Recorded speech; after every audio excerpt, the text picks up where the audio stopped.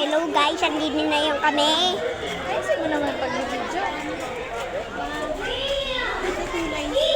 Tapos andito kami. Ang sakit naman. Piriment. Kasi lahat ng picture. Pero bilisan mo maglakad, huwag mong bagalan, iwanan tayo. Dito tayo ba score? Dahil makakasama po Sabi mo, natin yung bilisan. bus 8. Nakasama dito sa loob. Yung bus 8 po kasi makakasama niya sa loob ng walking tour natin. Gigil na po tayo ng konti, bus 4. Bus 4, dito lang po tayo sa right side. Gumanon pa para tao mo. Right side po, right side. Wait lang. Ako na lang hawak sa'yo. Para makapag-video ka maayos. Bus 8. Dito naman tayo sa kabila. Ganda hawak ka sa'yo. Hindi muna tayo yung bus 4 and 8. Ayan. At ito po sinugit po siya sa manong-manong bata ng mga nabitis or bitlag kung tawagin. Ayan. So originated po siya sa Greek word na Petros na ibig sabihin sa English is rock or bato sa Tagalog. Ayan. So ito naman kung alam niyo yung movie ng Transformer, dyan ginanap yung other part po ng movie na yan.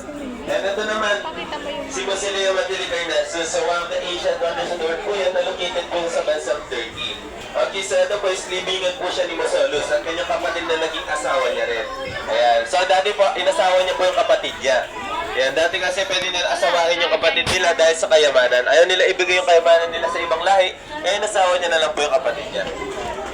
Ayun, mabel. Sa loob po, medyo malayo pa. Sa labas po ba?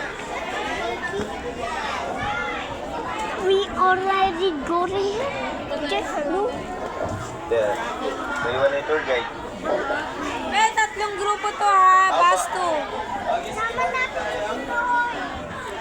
Chipi, chipi, chipi, chipi, chipi, chipi, chipi, chipi.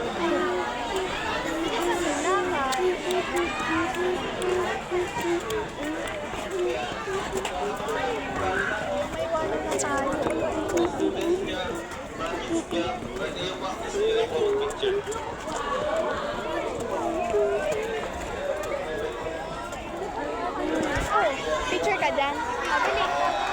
Ayaw. Picture ko. Atina. Ay, sorry. Iyan. Iyan na.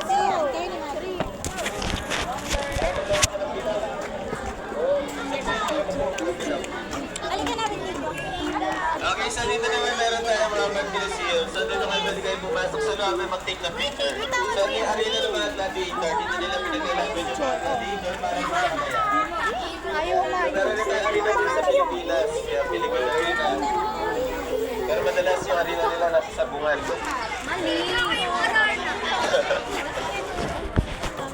Kaya sige po, pasok po kayo sa loob para po mag-take ng picture. So hindi po natin mapapasukan yun doon dahil bago semento po kasi. Ayan yun dito sa loob. Bago semento po.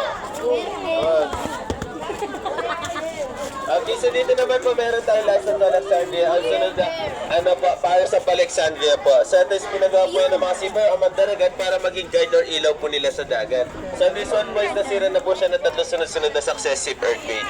Eh, sige po, pwede kayo mag-take na picture dito sa natin, miniature, pwede po. Sige ma'am, sir. Wow. So hindi po na makakapunta na dahil ginagawa po po kasi yung ganun. Tapos dito na po tayo dyan. Dito tayo, tapos mga dinosaur na po.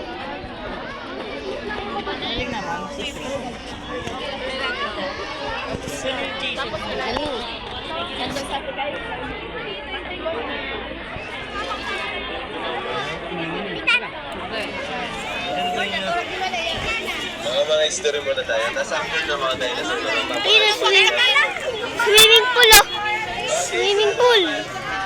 Sa from sa one of the Asian wonders of the world na located sa bansang Greece.